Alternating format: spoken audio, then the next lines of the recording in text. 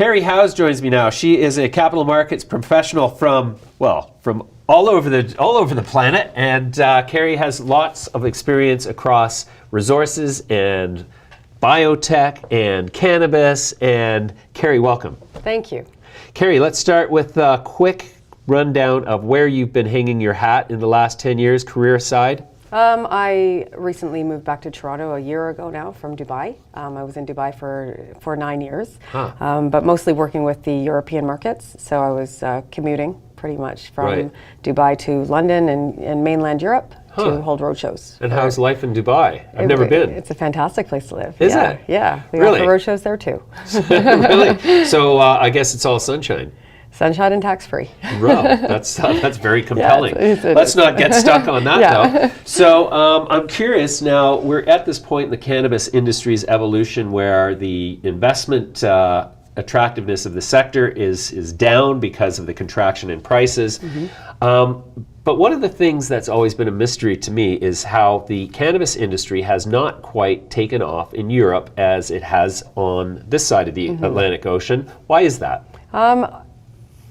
Predominantly because of the restriction to buying in Germany and in the UK, and that still hasn't let up except for on medicinal type investments. The Frankfurt Exchange had a number of cannabis companies as a dual listing, and they were, the majority were delisted if they were not medical marijuana focused.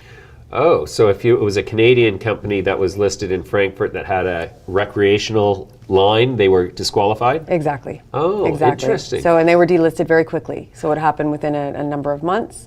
And so that, I think that discouraged a lot of the cannabis companies from road showing in Europe and raising capital over there. And by the time the stocks had a run on this side and they went over to Europe, I think the Europeans felt as though they perhaps missed the mark.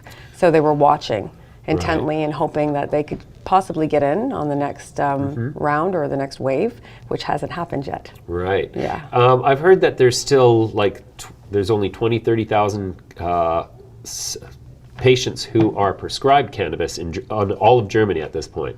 Yeah, I don't know the answer to that, but I know that they are moving in that direction. Germany is a very natural country, and they're big on biotech and on medicinal. I know medicinal cannabis is something that they're looking at and heavily promoting at one point as well. It just hasn't taken off. Right. Are there many German producers of cannabis at this point? I know of some that are growing over there and then some are distributing over there, but I don't know the answer to that. I don't know how many are actually.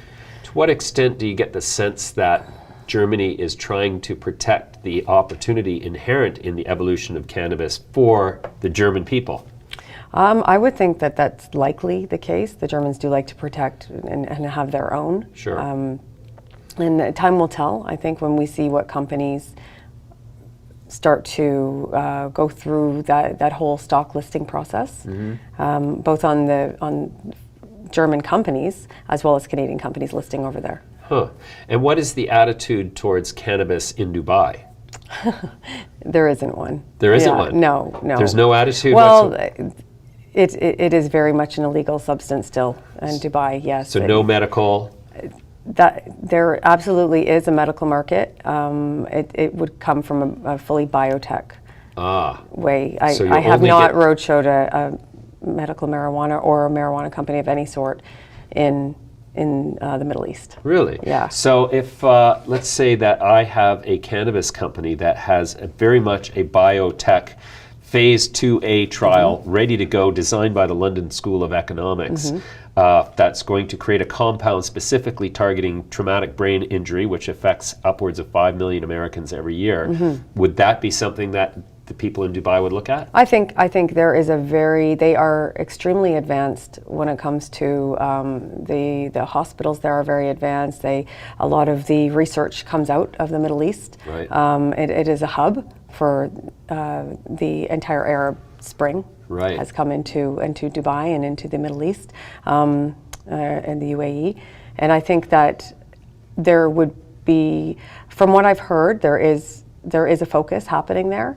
I just don't know how, on the investment side, if they are, as individuals, allowed to buy stock. I see. But I know research is being done in Right. the hospitals there. So is there any likelihood at all that the very liberal attitude towards recreational cannabis that we see in California, for example, is there any chance that that's ever going to happen in the Middle East? I don't think so. Really? Not for many years. Not in Really? my lifetime, no. Because they're very conservative Yes, there. it's not. It's an Islamic state, so it would not be considered to be with the Islamic culture. Sure. Can I ask, without sounding like a sexist jerk, what it's like for a woman to live in Dubai? Actually, it was great. It wasn't what I thought it was going to be. You didn't I didn't have to have to wear- cover. Oh, you no, didn't I have didn't to cover. cover. No, but they expect a level of respect, which you Right. give. You don't walk through a shopping mall with short shorts and tank tops, and there are a number of tourists who do that, and there are signs that say, "Please respect our culture," and it's not a society that you are led to believe through the media that women are not treated as well, and that's not the case at all. It's an 85% expat, and the expats get on very well with the Arabs. It's Fascinating. yes, they're I growing. really should go. You should, and they're growing as a society. It's a city that's grown very, very quickly. It's only 50 years old. And to what sense would you categorize Dubai as a sort of a non-secular government? I mean, to what extent does religion enter government? It very much does. Oh, okay. The Sheikh Mohammed he's the face of Dubai as well, but he's also very liberal, and he promotes Dubai as being a happy place and trying to get investment into Dubai. But religion plays a big part of the government there as well. Right. Interesting. Okay, so now you spent a lot of time in Europe, more so than in the North American investment market. How would you categorize fundamental differences in the approach to investing in the European community versus the North American one? Well, the way I used to see it was that the Canadians were shown the deals first, and then the Europeans would often get what was left over.